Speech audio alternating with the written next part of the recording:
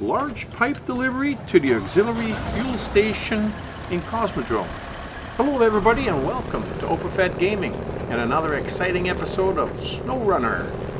We are here just leaving the garage in Cosmodrome and we're going to deliver a large pipe. I'd say it's an overlarge pipe, overlarge cargo. And we're going to deliver to the auxiliary fuel station in Cosmodrome on a Kenworth 963. Now, why on the Kenworth, you might ask? It's only got a 3-slot trailer, or 3-slot flat deck, I should say. And the pipe is a 4-slot. Well, just to quickly explain, I've already delivered the first pipe, as you can see in the top right-hand corner. We still have to deliver 1 and 2. And I delivered the first pipe with the Avonhorn A15 and a flat deck 5th wheel trailer.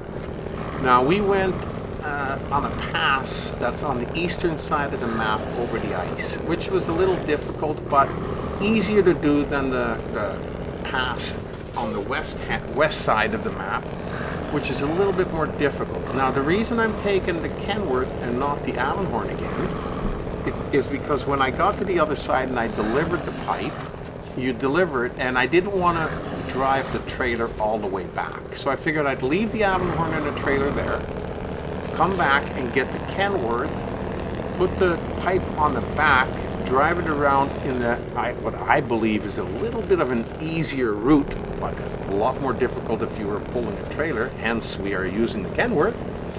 And then once we get to the auxiliary fuel tank, I can take the pipe and put it onto the back of the flatbed and let the Avonhorn deliver it. So having said that, it really becomes a test between the Avonhorn A15 and the Kenworth 963. Which one's better? Well, we're going to try and answer that question by the end of this here little delivery.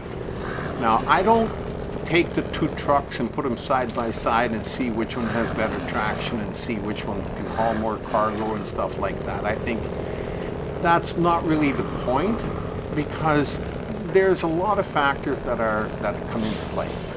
Now the Kenworth has a 3-slot flat deck, and when you put the flat deck on the Avonhorn, he's only got a 2-slot. And he cannot have a crane, whereas with the Kenworth, you can.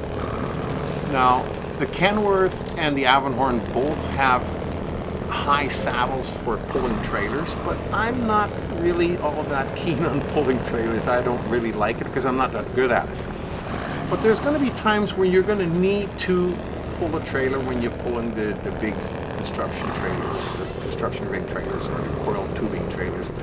And they're usually high saddles. So both the Kenworth and the Avonhorn can do that. However, the Avonhorn's got a little bit of a shorter frame, making turn radius a little bit easier.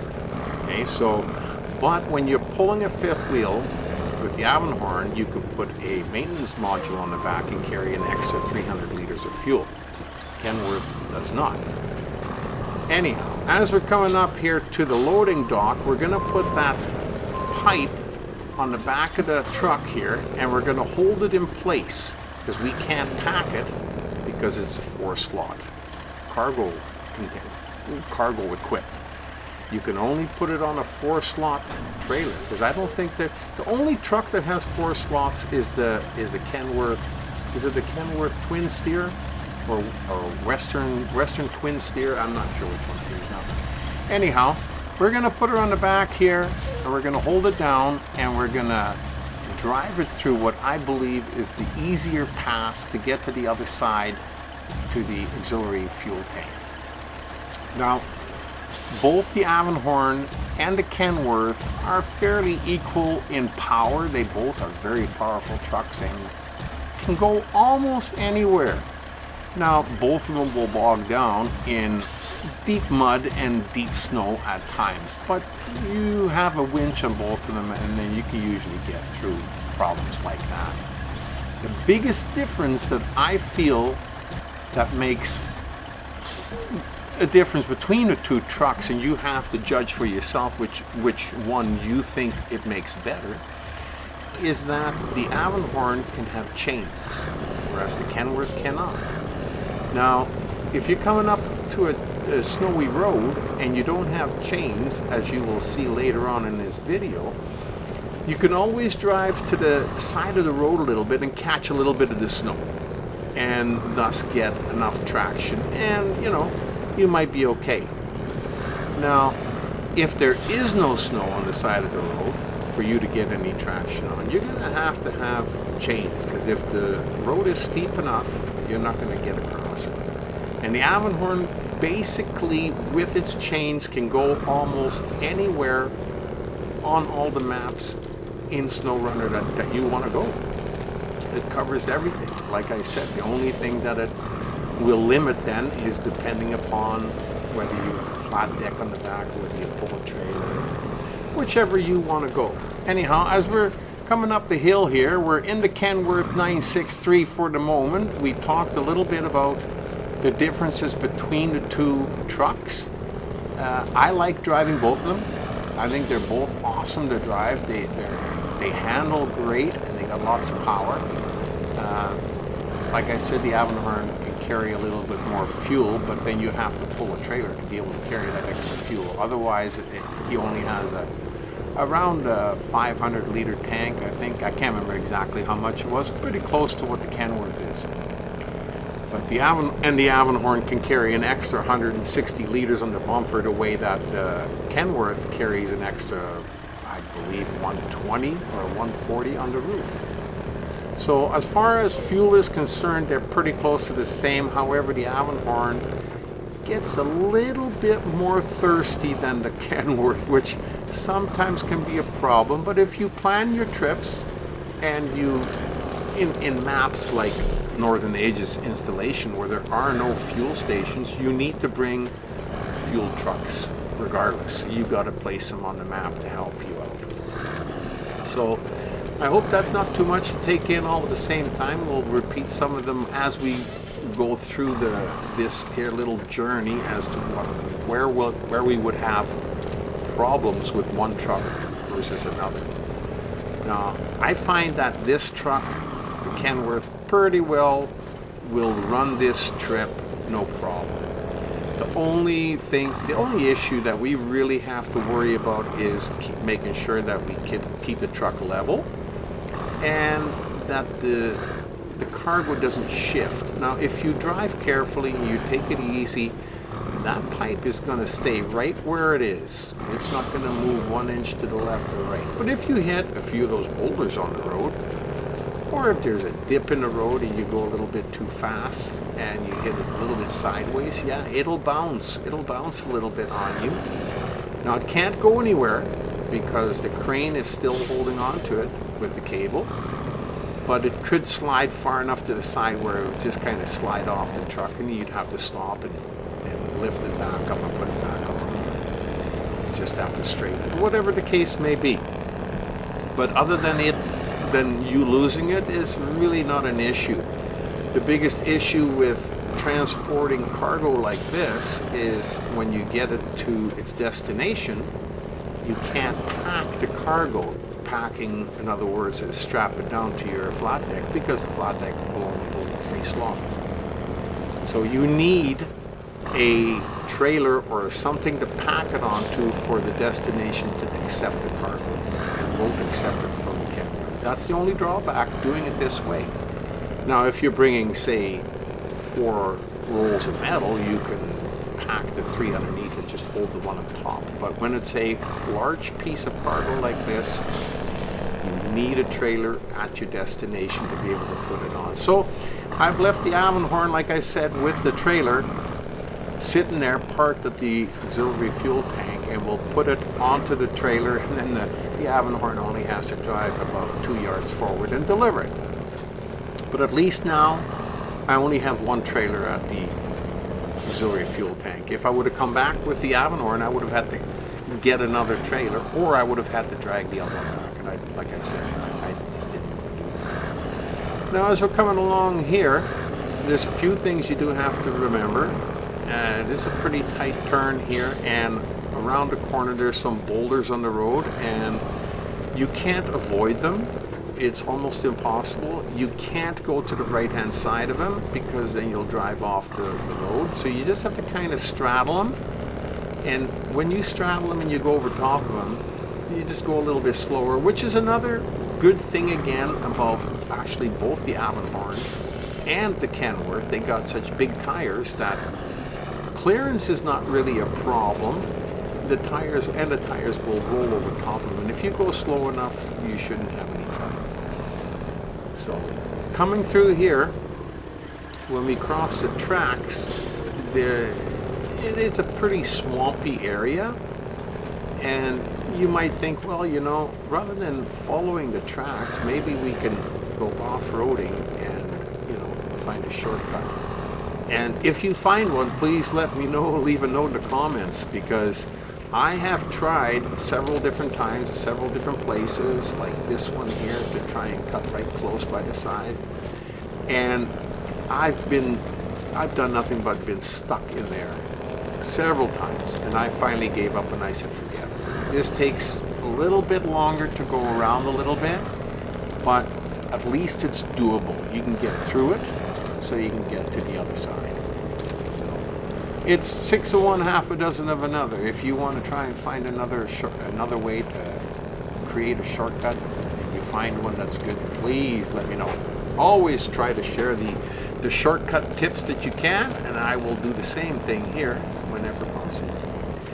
Now we got one more little swampy area to go, and then we're going to have to turn off to the right. And we're going to head towards where there's a little church. We're going to change our time because we're starting to get a little bit darker, and I like to drive in the daylight, even though the game enables the night-day cycle.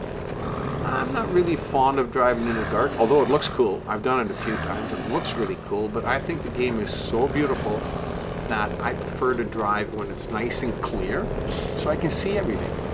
Because these people have done such a nice job in this game. I think it's just absolutely fantastic. Anyhow, right up here in the intersection up ahead, we got to hang a right. And there's, again, a little bit of a swampy ice section around the corner here that we're going to have a little bit of a tough time with, but we'll get through. Now, as you can see, I started turning a little bit too late, and I don't want to climb the bank because I don't want to tilt the truck to the right. Because if you tilt it far enough, you could still stay on your tires, but your cargo will slide off because it's not packed. Don't forget that. Now here, this part here is a little bit thick. Now I could have let the crane go and then use the winch to pull myself through. But then you have to put the crane back onto the pipe. And this wasn't that bad, so I thought I'd just leave it and just wait it out. It's only a few seconds and she's going again. So not too bad. Here again, through all these areas, the terrain just up and down, and left to right, right to left. And there again, the faster you go through there, the more trouble you will create for yourself. So if you go a little bit slower, it's not such a big deal and not really a problem to get through here. Now, over here we got a little bit of a water pit down below. Now, water, mud.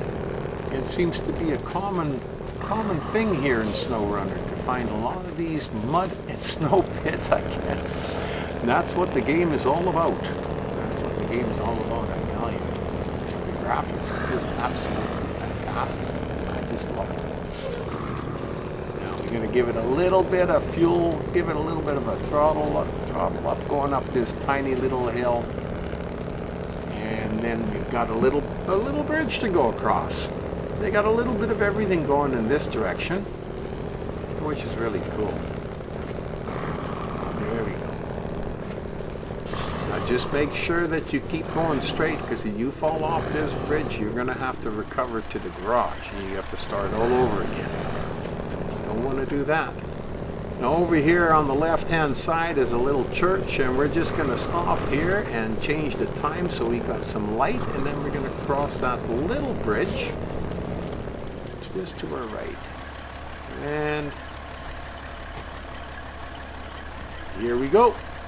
We're back in the daytime hours. I'm going to try and line it up with this little bridge. Now, could you imagine?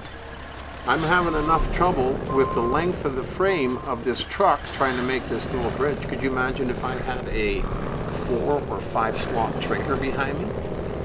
Or I would make a little trailer or fifth wheel flatbed. It makes no difference. The caravan of your truck and the trailer would be so long that I think you would have trouble with these corners and turns and that.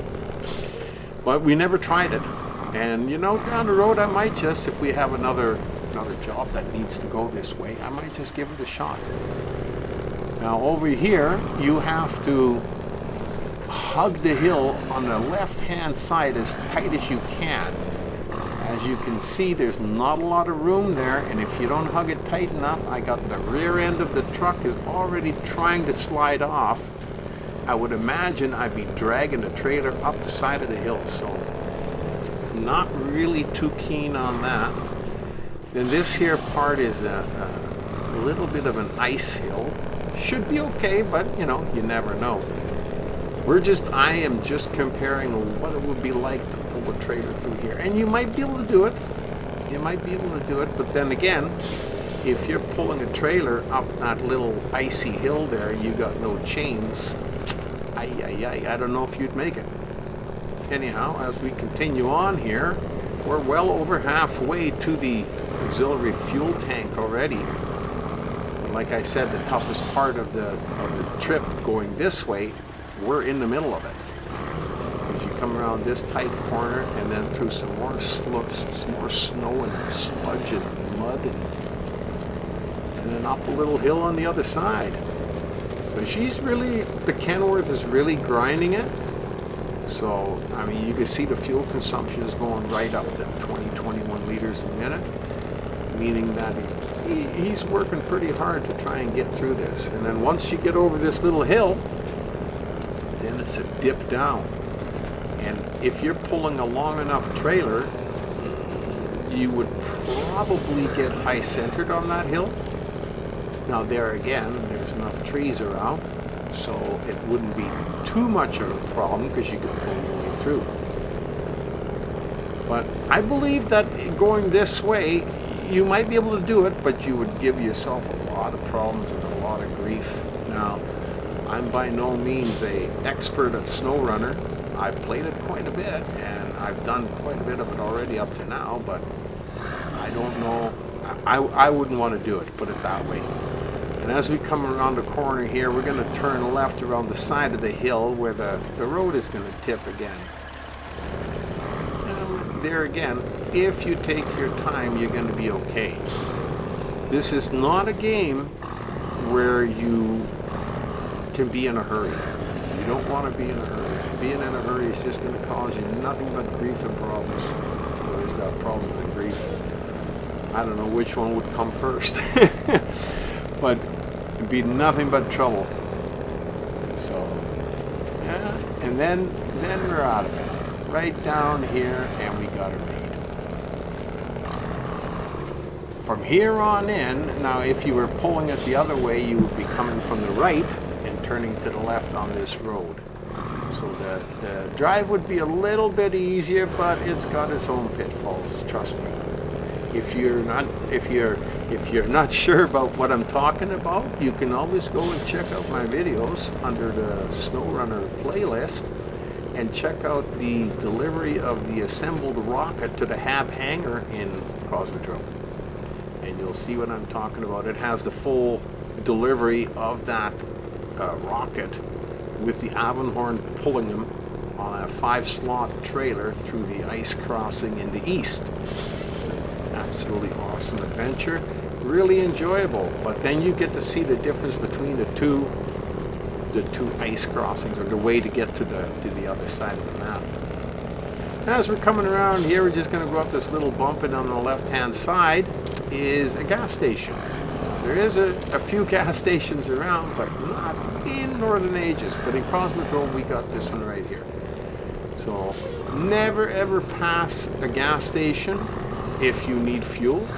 Now we're down to 257 from 510. We still got our reserves.